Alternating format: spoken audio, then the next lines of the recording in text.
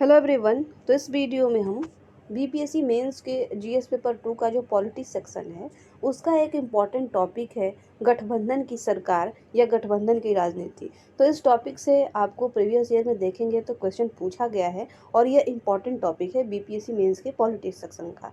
तो गठबंधन की सरकार और गठबंधन की राजनीति, इस टॉपिक को हम सीएमई के नोट से पढ़ेंगे और इसमें क्या क्या दिया गया है। तो सबसे पहले इसका तात्पर्य यानी कि गठबंधन सरकार इससे क्या तात्पर्य है, भारत में इसका विकास किस प्रकार हुआ, इसके सकारात्मक पक्ष, नकारात्मक पक्ष और लास्ट में फिर समीक्षा और निष्कर्ष। तो ये सारे पॉइंट्स कवर किए गए हैं इस नोट्स में गठबंधन की सरकार और राजनीति को लेकर।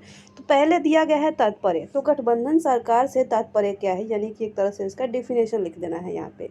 तो विभिन्न राजनीतिक दलों को एक साथ मिलाकर बहुमत को बनाए हुए सरकार चलाना, इसी को क्या कहा जाता है, गठबंधन सरकार कहा जाता है।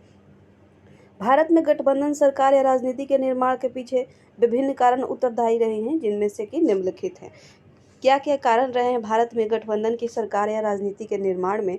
तो कुछ कारण यहाँ पे दिए गए हैं। कुछ प्रमुख कारण जो है वो है राष्ट्रीय दलों का कमजोर पड़ना, क्षेत्रीय दलों का मजबूत होना, भारत के विविधतापूर्ण परिप्रेक्ष्य में क्षेत्रीय मुद्दों की उपेक्षा होना, धर्म एवं जाति आधारित राजनीति का विकास, राजनीतिक दलों एवं उम्मीदवारों की संख्या में वृद्धि होना और मतदान आचरण में बदलाव। तो ये कुछ दिए गए हैं कारण जिनसे कि गठबंधन सरकार की जो राजनीति होती है वो उसके निर्माण हुई है गठबंधन की सरकार की। भारत में गठबंधन की राजनीति का विकास किस प्रकार हुआ है?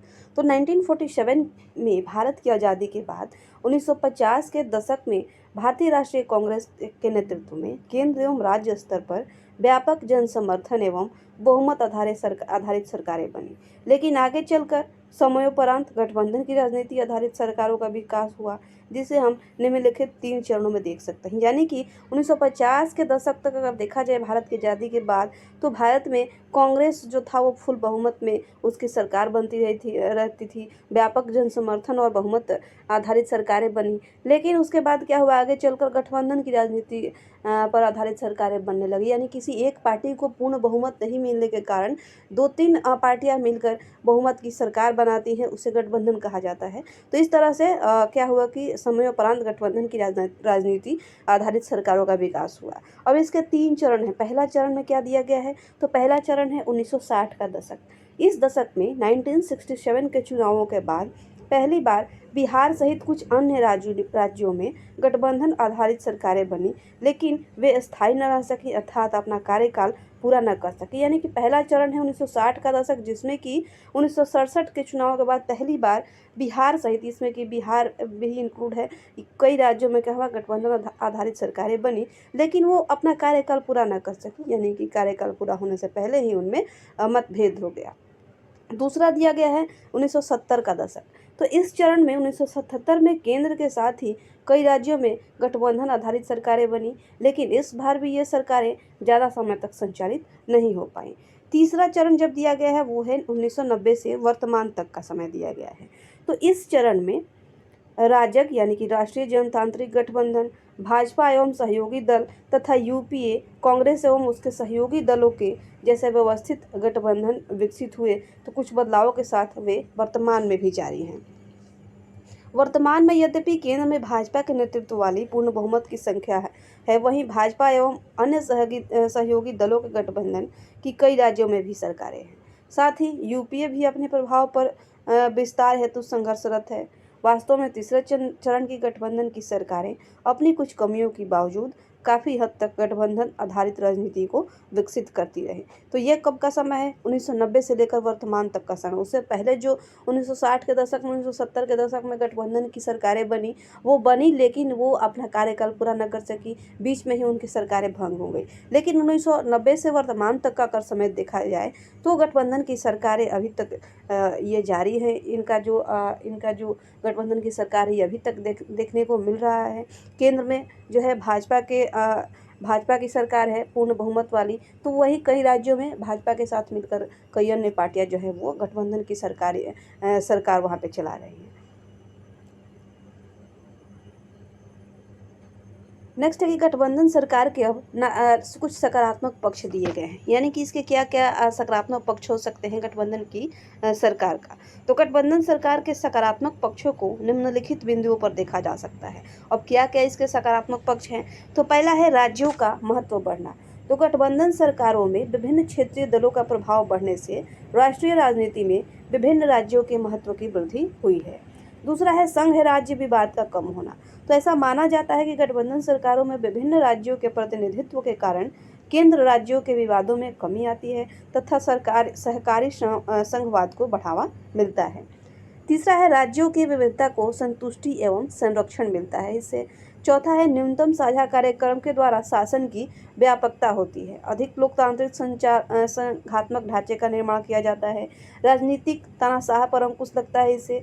स्थायित्व के नाम पर अक्षम सरकारें उचित नहीं, अतः गठबंधन जो है वो बेहतर विकल्प माना जाता है। अब गठबंधन सरकार के कुछ नकारात्मक पक्ष दिए हैं, जैसे यहाँ पे निरंतर देखा जाता है अस्थिरता का माहौल रहता है, यानी कि कभी भी कोई पार्टी अगर अपने मत से पीछे हट जाती है तो वो सरकार जो है अभंग होने के कगार पे आ जाता है। तो यहाँ पे निरंतर अस्थिरता का माहौल बना रहता है। शासन प्रमुख जैसे सीएम एवं पीएम आदि की शक्तियाँ कमजोर हो जाती हैं इससे। सामान्य प्रशासन, नीति निर्धारण एवं विकास आदि प्रक्रिया में अवरोध हो जाता है। भ्रष्टाचार को इससे बढ़ावा मिलता है और क्षेत्रीय मुद्दों को राष्ट्रीय मुद्दों पर महत्व दिया जाता है, जैसे तमिल समस्या एवं भारत श्रीलंका संबंध, तीस्ता नदी विवाद और भारत बांग्लादेश संबंध इत्यादि।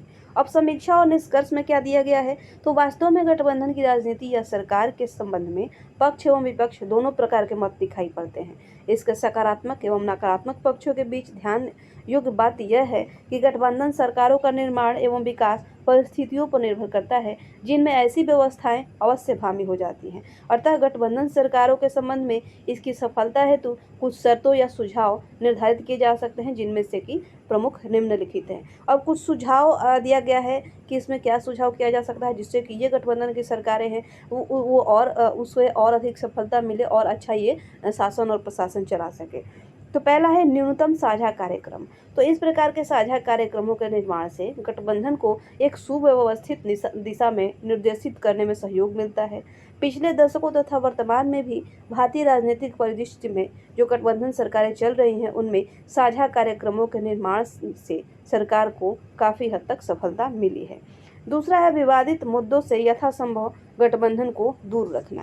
तो उदाहरण के लिए अगर बिहार के संदर्भ में भाजपा और जदयू गठबंधन में राम मंदिर, जम्मू और कश्मीर संबंधित अनुच्छेद 370, समान नागरिक संहिता आदि के संबंध में वैचारिक मतभेद रहा है और इस गठबंधन के समुचित संचालन हेतु यथासंभव इन मुद्दों को दूर रखने का प्रयास किया जा रहा है।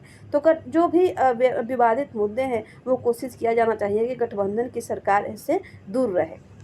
यहाँ पे बिहार का एग्जाम्पल दिया गया है। भाजपा और जदयू में जो भी समस्याएं हैं, जो भी विवादित मुद्दे हैं उनमें मतभेद रहा है, तो इसका एग्जाम्पल यहाँ पे दिया गया है।